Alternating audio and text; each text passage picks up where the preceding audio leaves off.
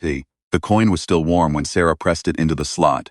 That was the thing nobody told you about grief. It didn't stay cold and distant the way the movie suggested. It stayed warm, stayed present. It sat in your chest like a stone that had been in the sun all day, radiating long after dark. She'd carried the quarter for 10 years. The one Jake had dropped when the machine took him. He'd picked it up off the scuffed linoleum of the old Lakewood arcade and held it in her fist so hard it left a ring in her palm, and she'd never let it go. Not through the years of searching, not through the counselors and the police reports, and her mother's quiet unwrapping. Not through building this place back up from nothing, buying out the lease, sanding the counter herself, rewiring the vintage cabinets she'd tracked down at estate sales and storage auctions across 3 states. She'd done all of it for the same reason people plant trees on graves. Because she needed something to tend. The machine arrived the morning before they opened. Chrissy saw it first, because Chrissy was the one who got there at 7 to hang the new sign, and she came in flushed and strange-looking and found Sarah still measuring the display case. "The cabinet out front," she said. "I didn't order it." "Did you order it?" Sarah had not ordered it. It was a stand-up arcade cabinet, the old kind, heavy as a refrigerator and painted matte black with hand-lettered script across the marquee, Rancola. The screen was already on. The attract mode cycled through scenes Sarah didn't recognize. A jungle canopy strobing with heat lightning, a stone fortress at the edge of a silver ocean, a figure in silhouette standing at the top, stepped pyramid, arms raised, something unnameable about the shape of it. "It looks like Jake's game," Ray said when she arrived. He was the practical one, the one who kept the receipts and fixed the plumbing and called the electrician before Sarah could try to do it herself. He said it flatly. "The way you name something you'd rather not name." It did look like Jake's game, not exactly, but close enough that Sarah's hands went cold. She should have called someone. He knew that.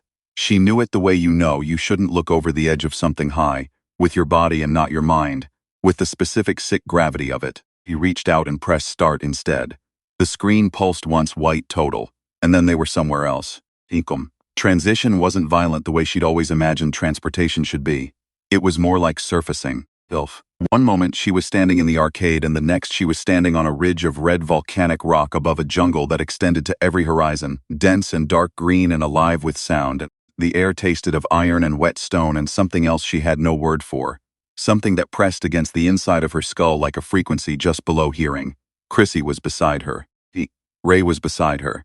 They were whole and unharmed and dressed the same as they'd come in, which felt wrong somehow. Felt like the game hadn't finished with them yet. "Okay," Ray said after about 4 seconds of silence. She looked at her hands, flexed them, looked up at the sky, which was the right color mostly except for a second sun low on the horizon, smaller than the first, amber and pulsing with a rhythm that wasn't right. "Okay, we're inside a video game. We're inside Jake's game," Sarah said. "So he's here. He's here somewhere." Chrissy sat down on the rock and put her face in her hands. He stayed that way for exactly 12 seconds, Sarah counted, because counting was the only thing she had. And then she stood up, rolled her neck and said, "All right. What are the rules?" That was Chrissy. That had always been Chrissy. The one who cried fast and moved faster. They found the rules the hard way. The first level was the jungle, and the jungle was watching them. Not metaphorically. There were things in the canopy that tracked their movement. Sarah could feel it the way prey animals feel pursuit, in the alignment of sound, in the sudden silences that bloomed around them as they walked. Chrissy spotted the first one pressed flat against a tree trunk 60 meters ahead. Something humanoid but wrong. The proportions off in ways that took the eye too long to process. The limbs too long, the neck too long, the head tilted at an angle that no human vertebrae would tolerate. It was wearing armor. That was the part that stuck with Sarah long after. Not chitin, not scales, not anything that grew. Actual fabricated armor, plates of dull gray-green metal fitted together with joinery she'd never seen over a body that moved like water through spaces between trees. "It's a soldier," Ray said quietly. "It's not human," Chrissy said. "No," Ray agreed. "It's a soldier. They ran." The thing about the game, the thing Sarah began to understand as they pushed through the first level, losing and learning through losing, was that it wasn't designed to be beatable. Not the way normal games were designed to be beatable. Normal games were obstacle courses with a door at the end. This was something else. This was a holding pen. She could feel the architecture of it around her, the way it funneled and channeled and redirected, always moving them forward, always making sure they were seen by the right things at the right times. Not to kill them, to process them. Jake had figured this out too. She knew it when they found his marks. The first one was scratched into a tree with something sharp, an arrow pointing off the main path. The second was a pattern of stacked stones, subtle enough that only someone looking would find it. The third was a phrase carved deep into a wooden signpost they found at a junction.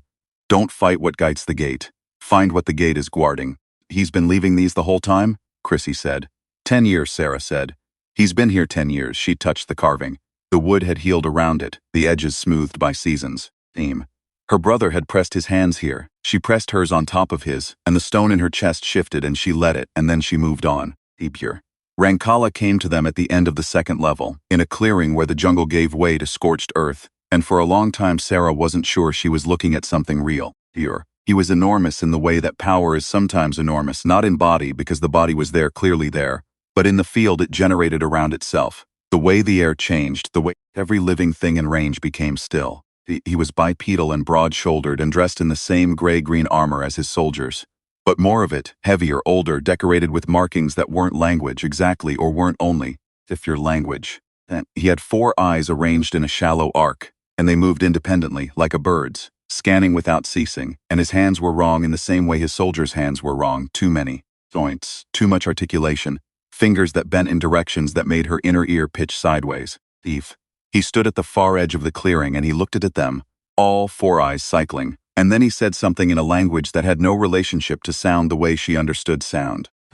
It was made of clicks and subsonic vibration and harmonics that she felt in her molars rather than heard. The translator. A device they'd picked up in the first level, a small disc that affixed to the jaw and hummed when it was working, rendered it imperfectly. You are the third group. You will serve or you will end the third group, Ray said. Sarah looked at her. Ray's expression had gone flat and professional, the face she made when she was running numbers in her head. Third group means others came before us, Ray said. Others he caught, pressed into service. She looked at the warlord. Jake was in one of those groups. So he's a soldier now, Chrissy said very quietly. He's been fighting for this thing. He's been surviving, Sarah said. He said it with more certainty than she felt. She needed it to be true, and so she said it as though it were. That's different. Rankala made the sound again. The translator gave her choice. Now, we'll serve, Sarah said clearly. And Chrissy looked at her like she'd lost her mind, and she pressed her hand briefly to Chrissy's wrist. Wait, trust me, wait, and kept her eyes on those 4 alien eyes. We'll serve. Take us to your army. The third level was the fortress, and the fortress was where the game kept its players. There were 11 of them in the garrison when Sarah's group arrived. 11 humans from 11 different insertions, spanning years, pulled from what she gathered were other arcades, other cabinets, other versions of the machine scattered across a geography she had no map for. They ranged in age from a 16-year-old boy from somewhere in the Midwest to a woman in her 40s who'd been in the game longer than anyone, and who had the specific particular stillness of someone who had survived by becoming very good at measuring everything around her. Jake was not among them. Sarah didn't let that show. She scanned the faces, absorbed the absence, filed it, moved on. The garrison was a single large hall of black stone, torchlit, with pallets and rough furniture, and the accumulated detritus of long habitation, scratched-out calendars, small carvings, pieces of alien technology that the humans had clearly repurposed for their own minor domestic needs. It smelled of sweat and smoke and the specific damp of stone that never dried. Smelled, she realized, like a place people had decided to keep living in. The woman who'd been there longest was named Petra. She pulled Sarah aside within the first hour, while the others were being shown their pallets by a guard who moved with that same disjointed fluidity as every other soldier in the game. How long have you been playing, Petra asked. The word playing landed strange, worn smooth by years of use into something meaning something other than what it started as. We just got here, Sarah said. But my brother Jake Reeves, he was inserted 10 years ago. Do you know him? Petra's expression shifted barely. The scout, she said. Rankala's best scout, been that way for maybe 6 years. He's operating in the levels above this one. She studied Sarah's face. You came for him. I came for him. Then you need to understand something. Petra pulled her further from the others, lower voice. Jake isn't a prisoner anymore. He made himself useful. Rankala doesn't delete useful things, but useful things don't get to leave either. A pause. He's tried. Twice. Both times Shala pulled the level back, changed the architecture, closed whatever door he'd found. The game doesn't have an ending built in. That's the point. There's no win state. Just Rankala collecting. Sarah looked around the hall, at the scratched calendars, at the small human things. We're going to change that, she said. Petra studied her for a long moment. Then, you sound like Jake. He's my brother. They had 3 days before the first deployment. Sarah used every hour. Did he? The thing she'd understood about Rankala, the thing that had been building since the second level, assembling itself from 100 small observations, was that he thought in terms of inventory. Every soldier was an asset with a function. Every level of the game was a logistics problem. He was brilliant at it. The fortress ran with a precision that she recognized from her own work renovating the arcade. The satisfaction of a system that worked, optimized, efficient. He'd been refining this for what she suspected was much longer than 10 years. Much longer than the span of the human insertions. He collected resources. He ran the game. He did not know, because nothing he had ever collected had shown him, that the most dangerous thing a human being could do was get bored. The garrison's small carvings were not just keepsakes.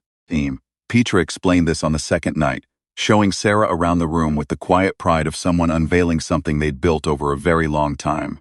The patterns scratched into the stone walls were maps. The modified alien tech on the makeshift shelves was a communications array, still experimental, still partially theoretical, but functional in ways Roncola's scans didn't register because they were built from components he'd written off as broken. The scratched calendars tracked the guard rotation, the patrol routes, the 17-minute window in the early morning when the East Passage had 1 guard instead of 3. The humans in this garrison had been quietly, systematically, patiently preparing for a moment they weren't sure would ever come. "We needed a way out," Petra said. Jake figured out the architecture. There's a control nexus in the level below the pyramid. If you disrupt it, the game doesn't end, but it resets, forces a new state. Roncala loses his maps, his routes, everything stored in the current configuration, the insertions, the players. They get pushed back, not home, but to the edge. The buffer zone, she exhaled. We don't know if that means we go home. Same. But we think it's the only door we've been able to find. Jake figured this out. And you've been waiting. We've been waiting for someone new who could reach the nexus. Scouts have access to that level. Jake has access. But if he moves on the nexus, Roncala calculates it immediately. He's been watched for 2 years. Petra looked at Sarah straight. You, though. You're new. You're untracked. You have 3 days before he assigns you a function. Sarah was quiet for a moment. The quarter, she said, almost to herself. He pulled it from her pocket. The 1986 quarter, worn almost smooth, warm from her skin. She turned it over. Habit. Anchor. The thing she'd pressed into the slot to start all this. That? Petra asked. The reason I know this ends, Sarah said, and closed her fist around it. She found Jake on the morning of the 3rd day. He was in the passage above the eastern gate, returning from a patrol, and she was coming the other direction with 2 guards flanking her on a work assignment Ray had arranged through careful direction and one precisely timed mechanical failure in the garrison's water supply. They saw each other at the same moment. He was 23 years old. He'd been 13 when he went in. He'd known that mathematically. But mathematics was different from the thing that happened to her face when she saw it. The particular cruelty of seeing the brother she remembered still alive inside, someone much older, looking out at her through a stranger's eyes. He didn't speak. He looked at her and at the guards, and his face did nothing. Because he'd been a scout for 6 years and his face had learned not to do anything. He walked past her. His hand brushed hers as he passed. The folded piece of hard material, not paper, something else, thin and flexible and covered in scratched notation, was in her palm before she registered taking it. He didn't open it until she was alone. It was a diagram of the nexus level. Nice, detailed, annotated in a cramped hand she recognized from childhood. Birthday cards and homework papers and the tag on a Christmas present she still kept in a box somewhere. Her brother's handwriting, reduced and compressed by years of necessity, but his, unmistakably his. At the bottom he'd written, I knew you'd come. I've been ready for 2 years. Tell Petra. Tuesday was tomorrow.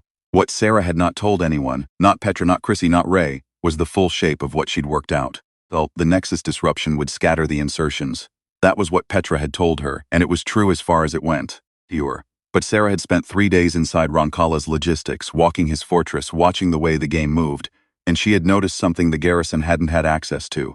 The way the architecture talked to the insertion points. The rhythm of it. The game was constantly maintaining active player states against a baseline. Disrupt the nexus and the game collapsed back to baseline. Baseline was outside, baseline was home. She didn't tell Petra, because if she told Petra and she was wrong, there was nothing cruelest than a hope raised and collapsed. He kept it folded inside herself and moved toward Tuesday. Just came the way hard things come. Too fast and not fast enough at once, the night before it stretching long, the morning of it arriving before she felt ready. They moved in 3 groups. And 2 garrison members through the East Passage during the 17-minute window. Ray with 3 more using the service route under the waterworks. Sarah alone, through the direct route, because she was untracked, and because someone needed to be the thing Roncala was looking at while everyone else moved. She walked into his sight deliberately. He was in the upper hall, 4 eyes scanning, always scanning, the air around him carrying that subsonic weight. He looked at her and made the clicking sound, and the translator gave her, "New acquisition assignment pending." "Stand, I want to talk," she said. He made a sound she couldn't translate, something that registered as curiosity, or its alien approximation. 10 years, she said. "My brother has been in here 10 years. That's okay. To you, maybe that's nothing." Picture. "I don't know how you count time. I don't know what 10 years costs in whatever you're measuring, but I'm going to tell you what it costs us." She kept her voice level. She was not speaking to persuade him. She knew better than that. She was speaking to fill the seconds. "It costs everything. It costs the people who keep looking. It costs my mother who doesn't sleep anymore. It costs every birthday, every." The alarm was not a sound. It was a shift in the air, a pressure change like the moment before a storm breaks. Roncalli knew he moved faster than she expected. Something struck her arm and drove her sideways into the wall, and she slid down it, her ears ringing, the quarter in her hand, and she thought clearly and with great calm. "We're out of time," He pressed the quarter to the wall and dragged it hard, the squeal of metal on stone. And far below her, in the level under the pyramid, the nexus came apart. The sound it made was nothing like an explosion. It was more like the opposite of a sound, an absence spreading outward, swallowing. The torches went out, the air went still. Every surface of the fortress began, slowly at first and then with gathering speed, to lose coherence, to go soft at the edges, to come undone the way a dream comes undone when you try to hold it. Thought violently, just inexorably. Roncalli made a sound she had never heard him make. The translator didn't render it. It didn't need to. He pressed the quarter to her chest, shut her eyes, and held onto it, and held onto Chrissy's voice from somewhere close by calling her name, and held onto the sound of Ray laughing, actually laughing, high and sharp and startled out of her, and held onto the image of her brother's handwriting at the bottom of a diagram. "I knew you'd come." Then she let the game come apart around her, and he went home. The arcade was still open when the machine brought them back. It was early evening and a kid was playing Centipede in the corner, and the neon signs were all on, and the smell of it was right. The specific smell of old carpet and machine warmth and the ghost stayed. Every kid who'd ever stood in a room like this, pressing quarters into slots trying to beat a thing built to be unbeatable. Jake was on the floor by the black cabinet. The cabinet's screen was dark. He was 23 years old, and he looked up at Sarah with the face that had looked out at her from inside a stranger's, and she got down on the floor next to him. And there was nothing to say that large enough, so she didn't say anything. She just sat there. The coin pressed between their palms. Eventually he said, "How's Mom?" "She'll be better," Sarah said. That wasn't the question. "No," she admitted. "Ain't, but it's the answer."